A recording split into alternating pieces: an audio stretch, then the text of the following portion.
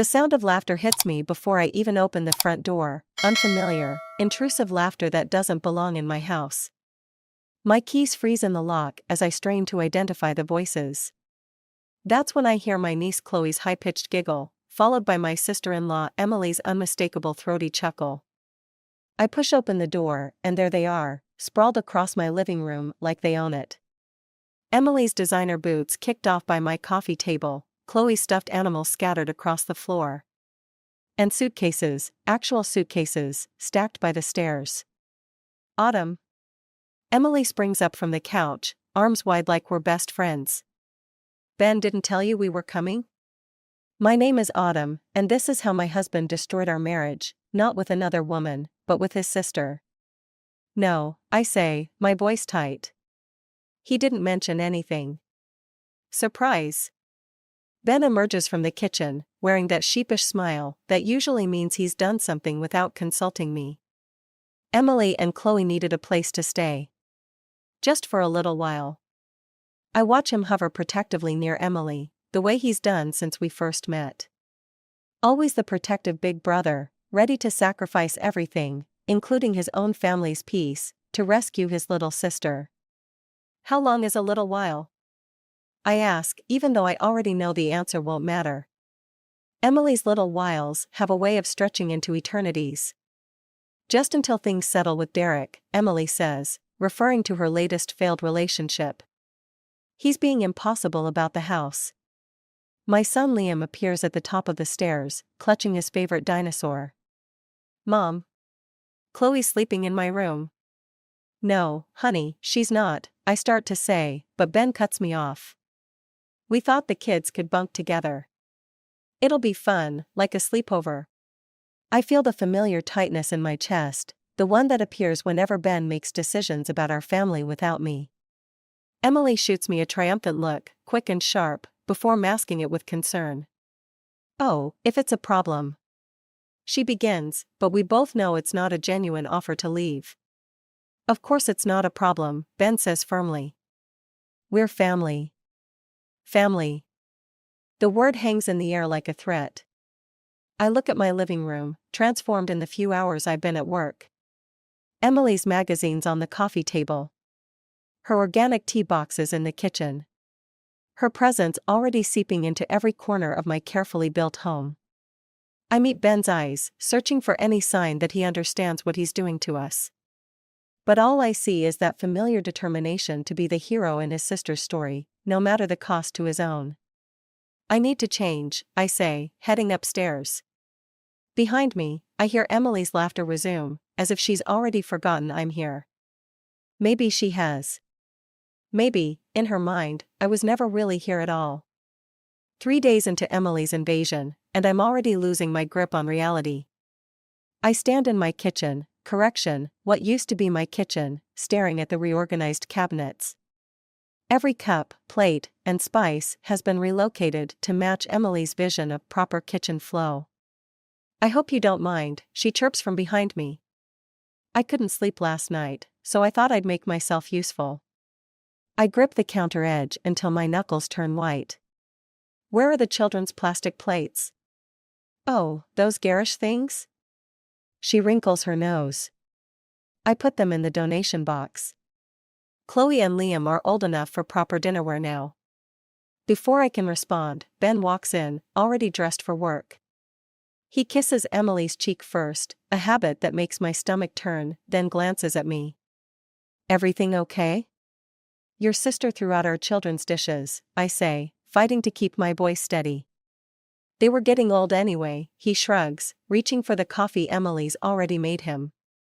And Em's right, the kids should learn to use regular plates. I watch him sip from his mug, the one Emily bought him for Christmas 3 years ago, with "World's Best Brother" emblazoned across it. The irony isn't lost on me. Liam dropped a glass yesterday, I remind them. He cut his finger. That's how they learn, Emily says with that patronizing smile that makes me want to scream. Chloe hasn't broken anything in months. The sound of small feet thundering down the stairs interrupts us. Liam bursts into the kitchen, but instead of running to me like he usually does, he heads straight for Emily. Aunt Emily, can you make me special pancakes like you made Chloe yesterday? My heart cracks. I've been making Liam's breakfast every morning since he could eat solid food. But now. Of course, sweetie. Emily beams, already reaching for the mixing bowl. Your mommy was just leaving for work anyway, right? I wasn't. I took the day off specifically to spend time with Liam, but Ben jumps in before I can speak. That's right, Em. Thanks for helping out so much. Autumn, we really lucked out having Emily here, didn't we? I look at my son, already perched on a stool next to Emily, at Ben's adoring gaze fixed on his sister, at the kitchen I no longer recognize. Something inside me shifts, hardens. I need some air, I manage to say, grabbing my keys. Don't forget we're having dinner at Mom and Dad's tonight, Emily calls after me. I told them we'd all come. I don't answer. In my car, I pull out my phone and dial my mother's number. When she answers, I can barely get the words out. Mom, I think I'm losing everything.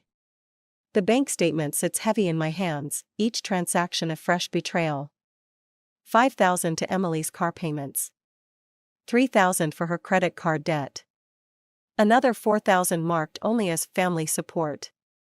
Our savings account, meant for Liam's college fund, nearly emptied without a single word to me. My hands shake as I dial Ben's number. Straight to voicemail. Of course. He's probably at lunch with Emily, like every Thursday now. I head to his home office, searching for answers. In his desk drawer, I find more statements, a stack of Emily's unpaid bills, and a letter from her ex-husband's lawyer about missed child support payments. The truth hits me like a physical blow. Ben's been playing hero with our future. The front door opens downstairs. Emily's voice drifts up, followed by Ben's laughter. You should have seen her face when I told her about the job offer, Emily says. Like I'd actually move across the country without. She stops abruptly as I appear at the top of the stairs, bank statements clutched in my hand. Autumn, Ben starts, his face draining of color. You shouldn't be going through my private things. Private? The word tastes bitter. This is our joint account, Ben. Our savings for Liam. Emily steps forward, arms crossed. Ben's just helping family. Something you clearly don't understand. Family? I throw the statements at them, watching papers flutter like dead leaves. Is that what you call bleeding us dry while your own child support sits unpaid? You don't know anything about my situation, Emily snaps, but there's fear beneath her anger now. I know enough. I turn to Ben. How long were you planning to keep this from me? Until I could fix it, he says quietly. Emily just needs time to get back on her feet. She's been getting back on her feet for 15 years, Ben. When does it end? Emily makes a sound like I've slapped her. Ben, are you going to let her talk to me like this? I watch my husband's face, seeing the familiar struggle. Then his expression hardens, and I know what's coming before he speaks. Autumn, you're being cruel. Emily's going through a difficult time. So that's it? My voice sounds strange, distant. You'll sacrifice everything we've built, everything we've saved for our son, for her? It's not that simple, he protests. Actually, it is. I head for the stairs, my decision crystallizing with each step. I'm taking Liam to my mother's tonight. When I come back, I expect answers about every penny you've given her. Every single one. Autumn, wait, Ben calls after me. But I'm already gone, leaving them with their secrets and lies, knowing nothing will ever be the same again. Ben's parents' anniversary party should have been a celebration. Instead, I'm standing in their backyard, watching my marriage implode in slow motion. Emily commands center stage, glass raised. And I just want to thank my amazing brother for everything he's done. When Derek left us, Ben stepped up, like he always has. He's not just my brother, he's my hero. The gathered family members coo and applaud. I catch my mother-in-law wiping away tears as Ben hugs his sister. Nobody notices Liam tugging at his father's sleeve, trying to get his attention. "Daddy, watch this," he says, holding up the drawing he made specially for his grandparents. "Not now, buddy," Ben murmurs, still focused on Emily. "Aunt Emily's talking." I step forward to comfort my son, but Emily's voice cuts through the crowd again. "Oh, and we have exciting news. Ben's helping me put a down payment on that house I showed him. The one near the private school I want Chloe to attend." The wine glass nearly slips from my fingers. A house? A private school? Our savings account sits nearly empty, and he's planning to buy her a house? What house? The words escape before I can stop them. The party goes quiet. Emily's smile turns predatory. "Oh, didn't Ben tell you? It's perfect, 4 bedrooms, great neighborhood. And the best part? It's only 10 minutes from here, so Ben can visit whenever he wants." "How wonderful!" Ben's mother exclaims. "Autumn, isn't it wonderful?" I look at Ben, silently pleading with him to say something, anything, to deny this latest betrayal. He won't meet my eyes. "Actually," I say, my voice steady despite the trembling in my hands, "Ben hasn't mentioned anything about buying a house. Just like he didn't mention emptying our savings account to pay Emily's bills."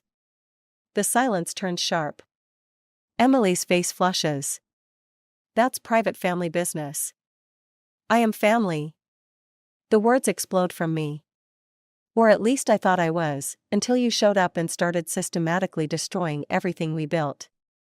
"Autumn," Ben warns, but I'm beyond warnings now. "No, Ben. Everyone here needs to know exactly what your heroic devotion to your sister has cost us. Our savings, our marriage, our son's future." "You're making a scene," Emily hisses. "Mom?" Liam's voice quivers. He's standing alone now, his drawing crumpled in his hands, watching his family fracture. I reach for him, but Ben gets there first, scooping him up. "It's okay, buddy. Mommy's just tired." Tired.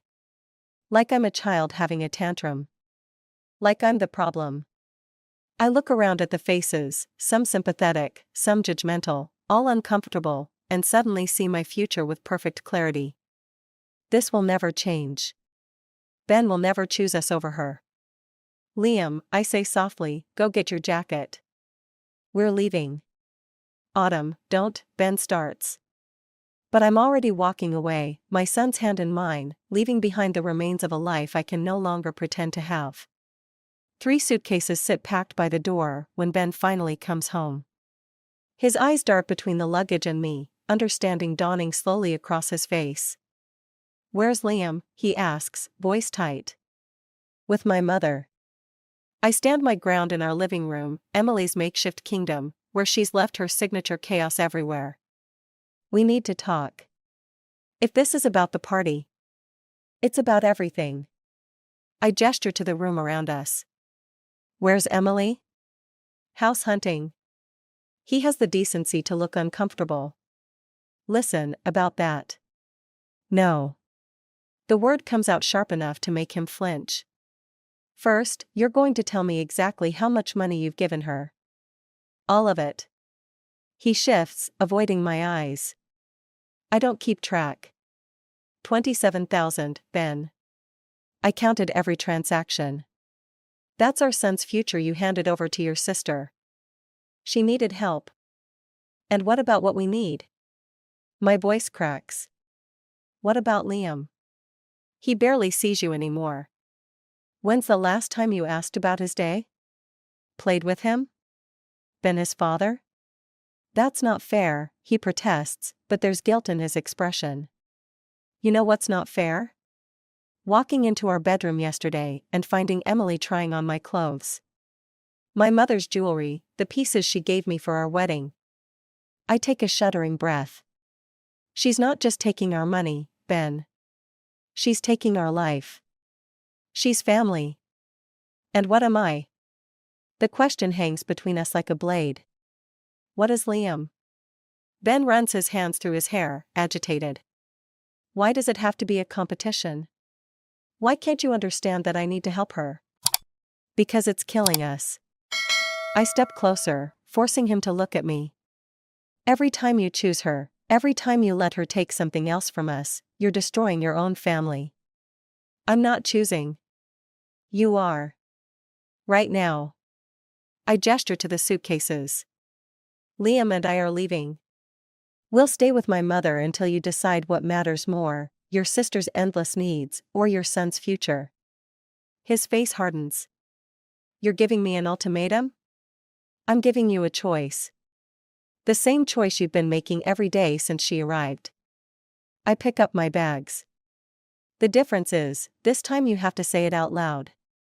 Autumn, please. When you figure out what you want, when you're ready to be a husband and father again, you know where to find us. I head for the door, then pause. But Ben? Don't take too long. Some things can't be fixed once they're broken. I leave him standing there, surrounded by the remnants of Emily's invasion, finally forced to face the cost of his choices. The door closes behind me with a finality that feels like both an ending and a beginning. My mother's spare bedroom feels like a confessional at midnight. Liam's steady breathing from the twin bed beside mine is the only constant in this new reality. 3 weeks since we left, and the silence from Ben speaks louder than any argument. The doorbell rings. I freeze, knowing who it is, before I hear my mother's hushed voice downstairs. She's finally sleeping, Ben. I need to see them. His voice carries up the stairs. Emily's gone too far this time. I slip out of bed, careful not to wake Liam. In the hallway, I catch my reflection, hollow-eyed, hair tangled. A woman I barely recognize. Ben stands in the living room, clutching papers. My mother shoots me a worried look before disappearing into the kitchen. Emily's using your credit cards, he says without preamble. She took them from your drawer before you left. I just found out. The floor seems to tilt beneath me. How much? 15,000. On 3 different cards. He runs a hand through his disheveled hair. I'll pay it back. I swear. With what money? The laugh that escapes me sounds foreign. You gave her everything we had. I know, and I'm sorry. I told her to leave. Hope flutters in my chest, unwanted and dangerous. And? She said she's buying the house anyway.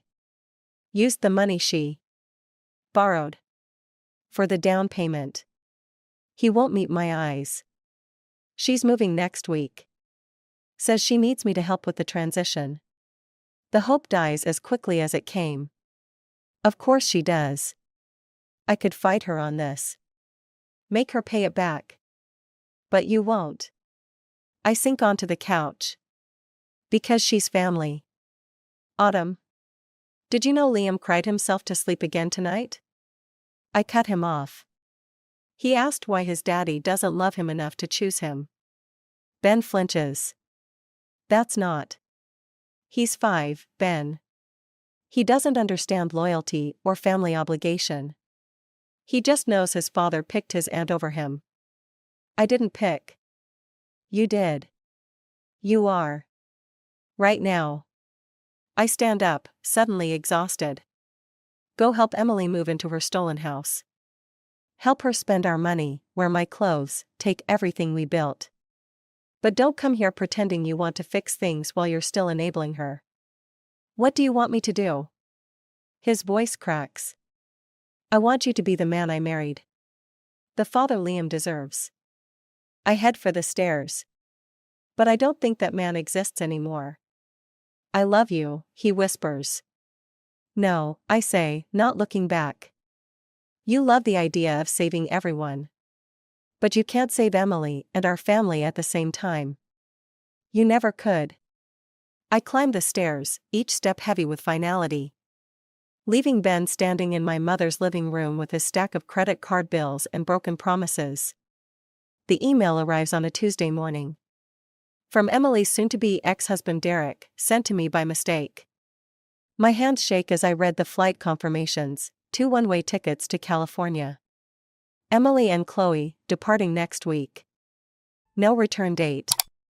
I find myself driving to Emily's new house, my house, bought with my stolen money, before I can think better of it.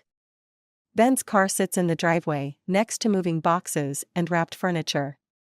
Emily opens the door, her smile faltering when she sees me. Autumn? What are you? When were you planning to tell Ben about California? The color drains from her face.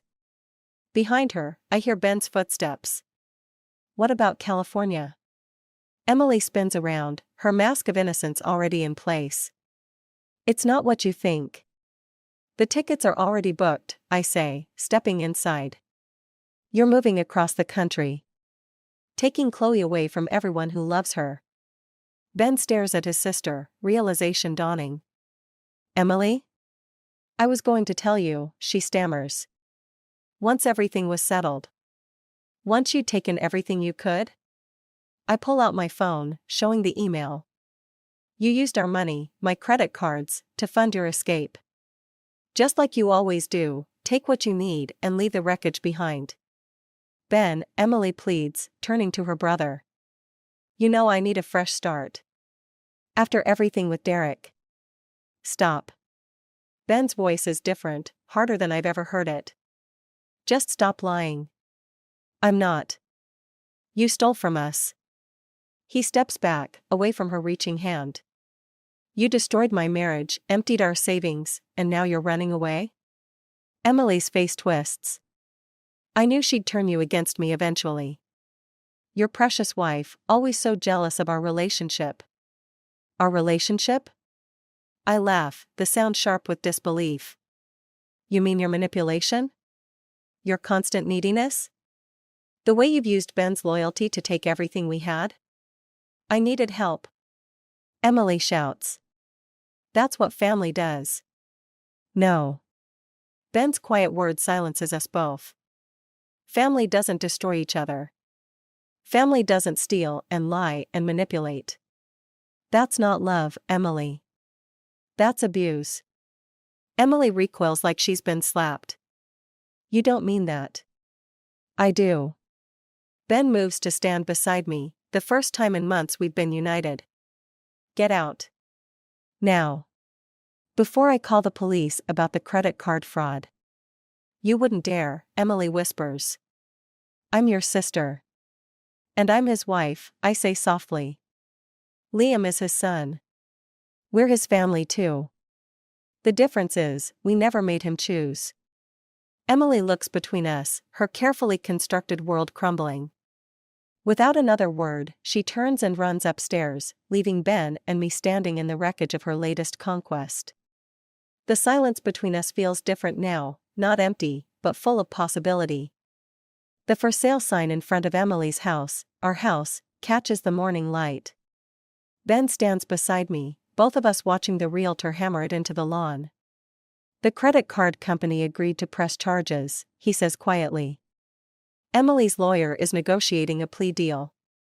I nod, feeling nothing but a hollow exhaustion. And Chloe? Derek got full custody. They're living in Seattle now. Ben's voice cracks. She won't let me talk to them.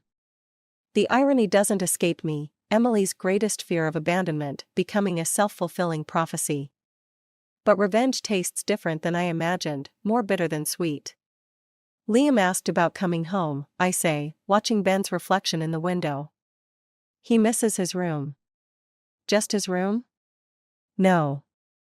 I turn to face him. But missing something doesn't mean it's good for you. Ben reaches for my hand, then stops himself. We're not there yet, maybe never will be. I've started therapy, he offers instead. Learning about codependency, boundary issues. All the things I should have known years ago. Good. I mean it, even as I step back. That's good, Ben. A moving truck pulls up, new owners arriving to claim their piece of our past. We watch in silence as they unlock the front door, carrying in boxes of their own hopes and dreams. You know what the worst part is? Ben's voice is barely audible. I thought I was being loyal. Thought I was being a good brother. Instead, I enabled her destruction and lost everything that mattered. Not everything, I correct him. Liam still needs his father. Just a better version of him. And you? I think about my mother's spare room, no longer feeling like a confessional, but a cocoon. About Liam's laughter returning, bright and unreserved. About the strength I found in standing alone. I need to be a better version of me too, I say finally. One who doesn't wait for someone else to choose her. Ben nods, understanding what I'm not saying. Some breaks can't be mended, but maybe they can be rebuilt into something different, something stronger. The new owner's child runs past us, clutching a stuffed animal, her parents calling after her to be careful on the stairs. Life moving forward, as it always does. I should go, I say. Liam's waiting for me at his art class. Autumn? Ben calls as I turn away. Thank you. For showing me what real loyalty looks like. I don't answer, but I pause, letting his words settle between us like a bridge, not strong enough to cross yet, but no longer crumbling. Sometimes that's enough. Sometimes that's everything.